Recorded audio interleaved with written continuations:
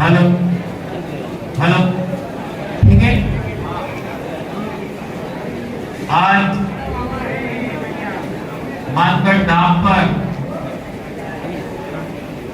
आदिवासी समाज के युवा भगत भक्तड़ी कर्मचारी अधिकारी बेरोजगार भाई किसान मजदूर यहाँ पर आए और हम लोग यहाँ के रहने वाले होने के नाते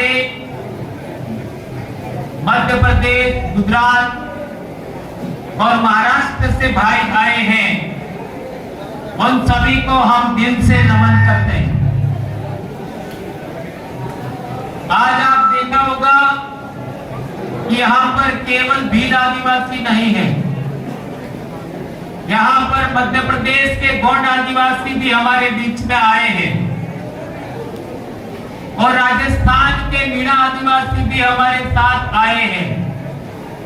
एक बहन हमारे बीच में बैठी है और ट्रैफिक जाम होने की वजह से एक मैडम, हमारे हीरा मैडम, पीछे छूट गए और वो आ नहीं पाए। आज आप लोगों ने देखा होगा कि गड़ी से लगा करके क्या हाल है। इधर मोना डूंगर, इधर संतरामपुर, जितने भी रास्ते हैं पूरे रास्ते जाम है। मानगढ़ पहाड़ पर कोई जगह खाली नहीं है जहां पर गाड़ियां ठहरनी हो और हमारे लोग नहीं हो। आज आप लोगों ने पहली बार देखा होगा कि 1913 में पहली बार गोलियां चली होगी। उस जमाने में बगैर रास्ते लोग उतरे होंगे, लेकिन आज रास्ता होने के बावजूद भी बगैर रास्ते चढ़ करके भी इस पहाड़ पर चढ़े हैं, यह बड़ी बात है। जब पूरा रास्ता जाम हो गया तो भीलों को चढ़ने के लिए कोई रास्ते की जरूरत नहीं होती है और सबसे बड़ी चढ़ाई है, वहां चढ़ करके हमारे भाई आए। ये अपने आप में बहुत बड़ा ऐतिहासिक दिन है मेरे भाइयों। इस दिन को हमें याद रखना होगा और आज प्रण करके जाओ कि ये जो आदिवासियों की एकता कायम हुई है वो हम लोग कभी टूटने नहीं देंगे। आज आप लोगों ने देखा होगा कि हमने कहा था कि यहाँ पर हम किन किन लोगों को लाने वाले हैं। आज आप लोगों ने देखा होगा, पहले आप लोगों के बहुत कम लोगों को जानकारी होगा कि मानगढ़ पर 17 नवंबर 1913 में तो गोलियां चली थी और हमारे पुरखे शहीद हुए थे। उस समय संत गोविंदगढ़ महाराज और भील भगत पूजा कर रहे थे। क्या कर रहे थे? पूजा कर रहे थे। और वो पूजा की लेसनी आज की तारीख में कहां है? पूजा करने की कोई लेसनी तो थी ना उस जमाने में, वो कहां है? आज तक किसी को पता नहीं है। ये हमारे गांव में है, हमारे गांव में ये महाराज, एक महाराज बाबी सिंधी महाराज, ये इतिहास आपको ज्ञात होना चाहिए। ये सिंधी महाराज है, हाँ, ये सिंधी महाराज है मेरे गांव के। इनके पिताजी मेघाजी महाराज और इनके पिताजी खेमजी महाराज और इनके पिताजी थे नगा महाराज। सिंहजी महाराज, मेघाजी महाराज, खेमजी महाराज और नगाजी महाराज।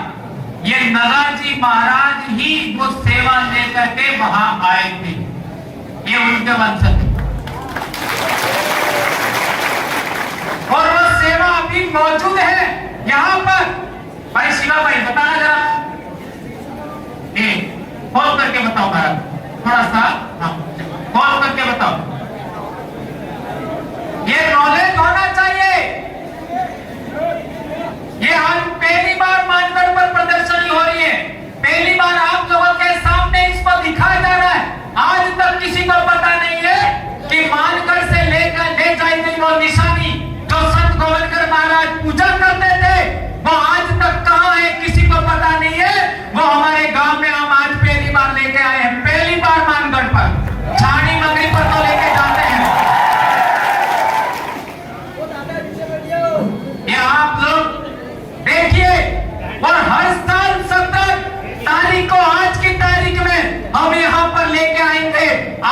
भी भगत भक्तन इसके दर्शन भी कर सकते हो और इसको नमन भी कर सकते हो।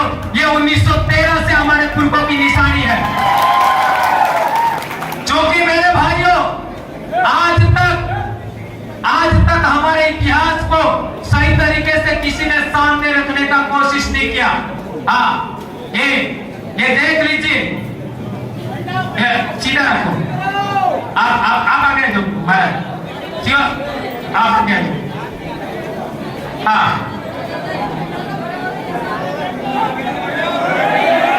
देख लीजिए ये निशानी। यहां से हमारे वहां के 7 आदमी, 7 जने यहां से निकले और अपनी धोती में बांध करके लाए और 7 से 8 दिन बाद हमारे गांव में पहुंचे। ये निशानी लेके आए। ठीक है, हाँ भाई, ठीक है, आप लोगों ने देख लिया। ठीक है, अब इसको संभालो। ये पूजा की सामग्री है। ये हल्दी घाटी से हमारे पूर्वजों के रक्त से सनी मिट्टी भी हम लोग लाए यहां पर।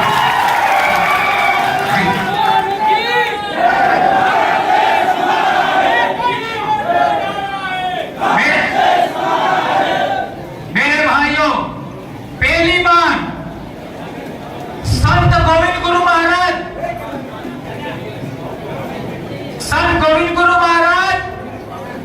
बेड़सा में ठाकुर के द्वारा परेशान करने के बाद पाल सुराता के भीलों ने उनको अपने वहां पर शरण दिया और उनको खाना पीना दिया और वहां के गमेती, पाल सुराता के गमेती ने उनको अपना खुद का कर दिया और उन्होंने अपने घर से बाहर रहे और गोविंद गुरु महाराज और उनकी पत्नी गनी मां को अपना खुद का मकान दे दिया। उनके वंशज भी आज आपके बीच में है। ये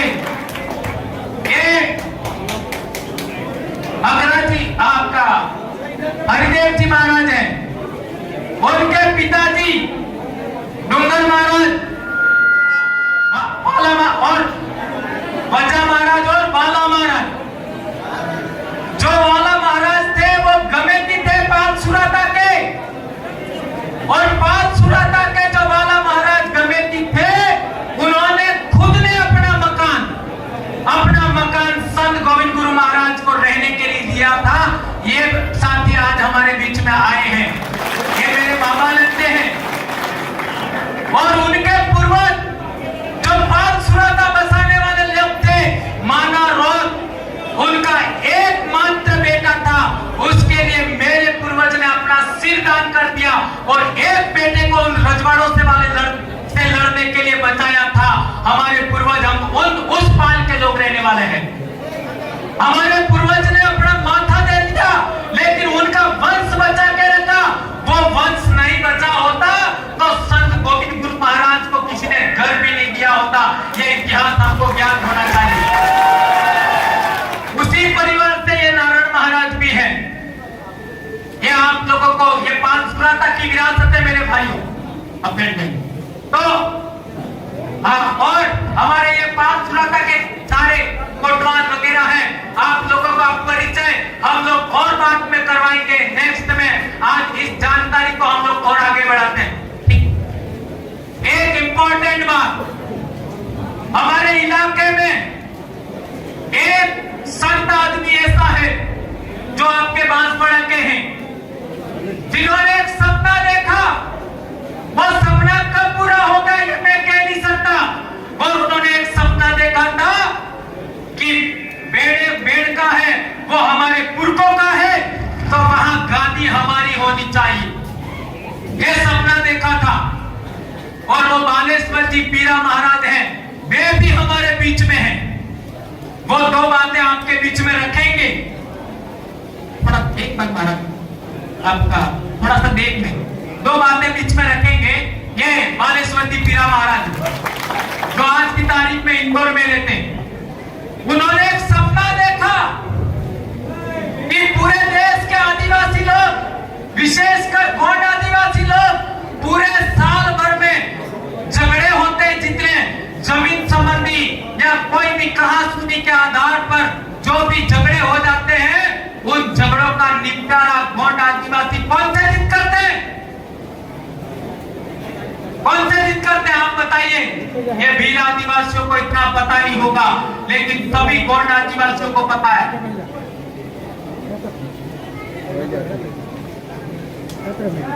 सभी गोंड आदिवासी अपने सभी झगड़े, पूरे साल भर के झगड़े माघ पूर्णिमा के दिन खत्म करते हैं।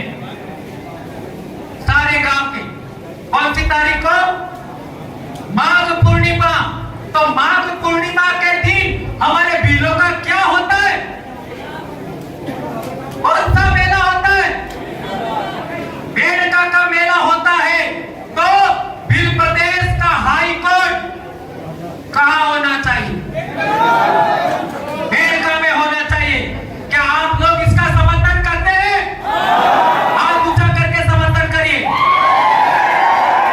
आने वाले समय में बेड़का टापू पर सभी आदिवासियों का न्याय का केंद्र होगा, यानी हमारे तमाम प्रकार के न्याय होंगे, वो न्याय बेड़का टापू पर होंगे। वैसे भी हमारे भक्तों ने कहा है कि बेड़का नो न्याय एक दड़ो जरूर थाएगा और ई कालिया स्वतः युग में पहली बारी आवेगा। कालिया नहीं तारी न्याय थाएगा। और ये आज प्रण करके जाओ, आप महाराष्ट्र के भाई, गुजरात के भाई, मध्य प्रदेश के भाई, आप लोगों को जिस तरीके से आज आप लोग भगवाकरण रोकने के लिए मानगढ़ पर चारों राज्य के लोग इकट्ठा हुए हो, उसी तरीके से बेड़का पर भी 4 राज्य के आदिवासियों को आपको एक दिन इकट्ठा होना पड़ेगा। वहां पर भी हमारे पूर्वजों ने अभी बेड़का पर हमारे बाणासुर का मूर्ति लगाया था। ये लोग रात को उठा करके भाग गए, दिन को नहीं भागे, रात को उठा करके भाग गए। तो उसका भी हम लोगों को न्याय करना है।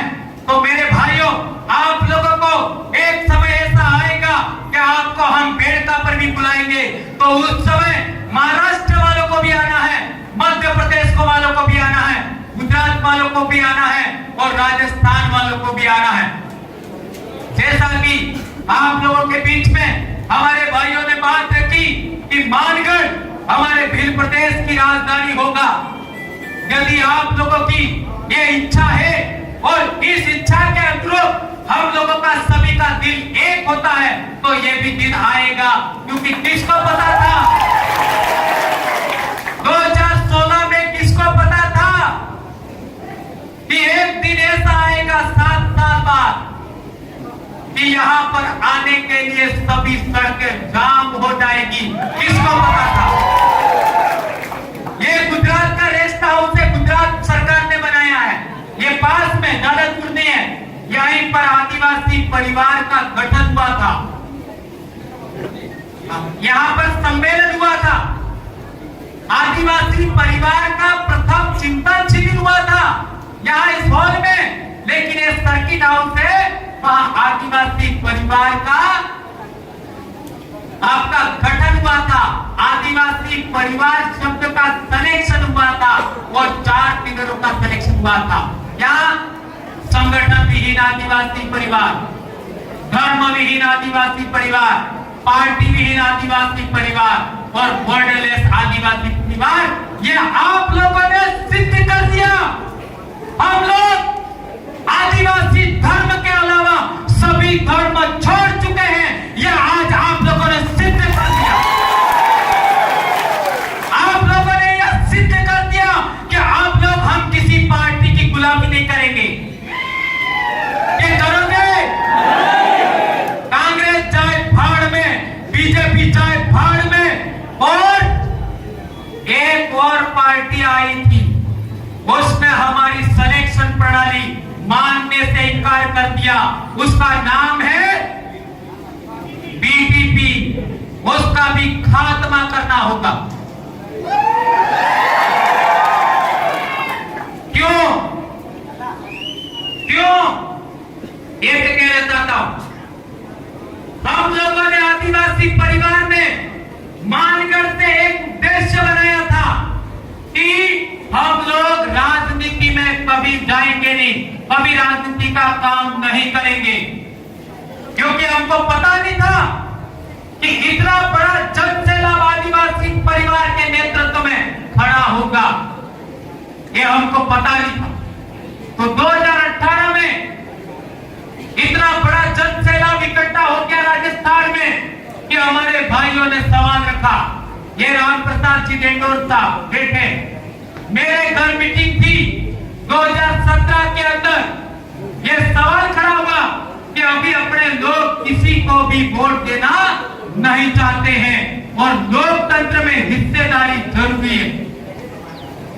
लोकतंत्र में हिस्सेदारी क्यों जरूरी है? क्योंकि 5वीं अनुसूची लागू करवानी है तो अनुच्छेद 244(1) के तहत ट्राइबल एडवाइजरी काउंसिल भी बनाना जरूरी है। ट्राइबल एडवाइजरी काउंसिल बनाना जरूरी है और ट्राइबल एडवाइजरी काउंसिल में हमारे जीते हुए विधायक जाते हैं।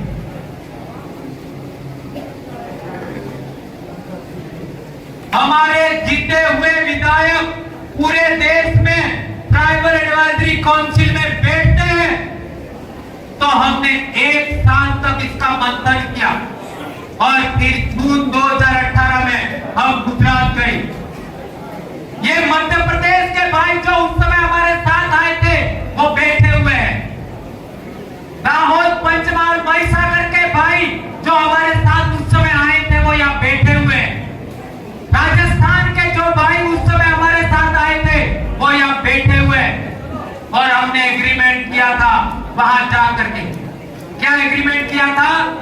कि सिलेक्शन प्रणाली आदिवासी परिवार की है, उसको आपको मानना है। यानी आदिवासी जिसका भी सिलेक्शन करे उसको आपको टिकट देना है। यह हमने एग्रीमेंट किया था। वो कागज मेरे पास आज भी मौजूद है और आप लोगों को पता होगा 24 नवंबर शायद 2019 या 20 में यहाँ पर हम लोगों ने 3-4 राज्यों का एक और सम्मेलन किया था। उसके टाइम में भी ये बात बताई थी, आप वीडियो देख सकते हो। 19 या 20 मुझे याद नहीं है। 19 में 24 नवंबर 19 को हमने यहाँ पर भी एग्रीमेंट किया था कि हम लोग गुजरात के मामले में हम दखल नहीं देंगे, मध्य प्रदेश के मामले में आप दखल मत देना और राजस्थान के मामले में भी तुम दखल मत देना। ये बात भी उन लोगों ने नहीं मानी और इस वजह से हम लोगों ने गरियावाद का चुनाव हुआ, उस समय इनको बायकॉट कर दिया है। इससे आप में से कोई भी भाई गुमराह होने की जरूरत नहीं है। इस बात का हमें ख्याल रखना है। तो अब क्या करेंगे?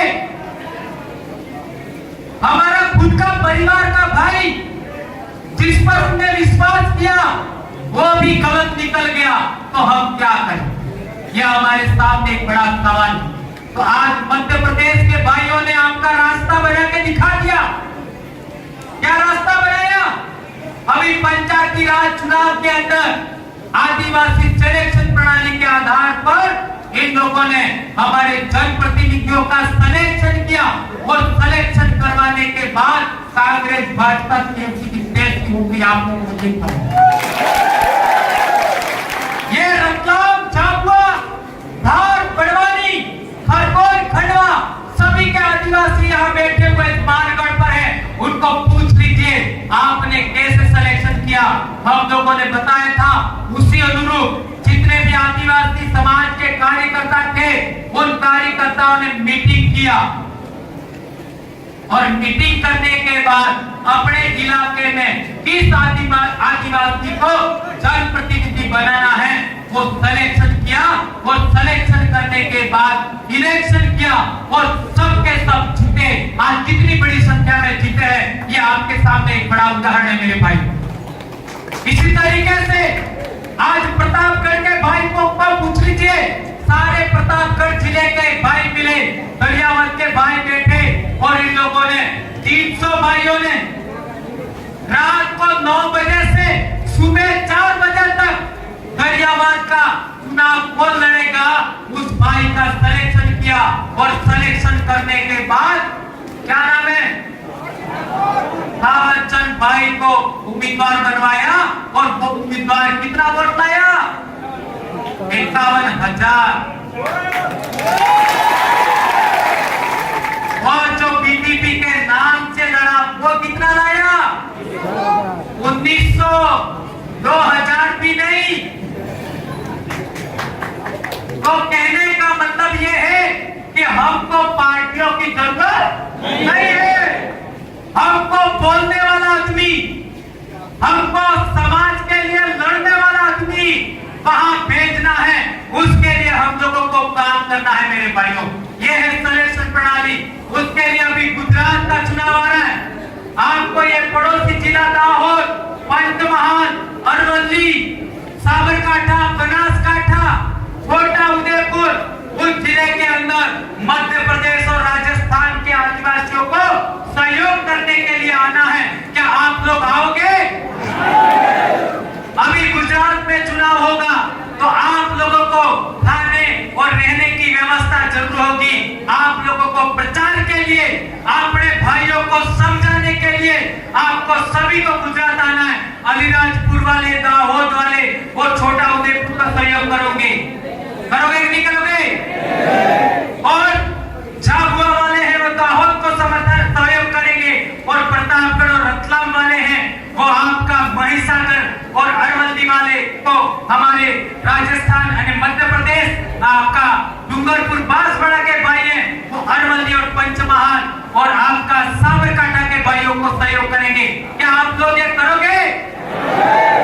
यदि ऐसा करोगे तो गुजरात विधानसभा में पहली बार,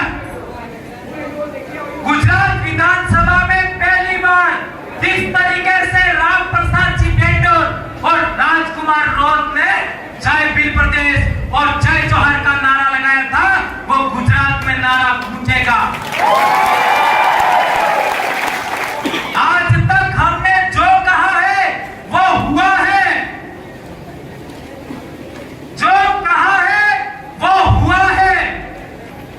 तो क्या आप लोग आज मानगढ़ से प्रण करके जाओ मध्य प्रदेश वाले और राजस्थान वाले कि हम लोग 2 से 4 आदमी हम लोगों को गुजरात से जिता करके गांधीनगर में भेजने हैं।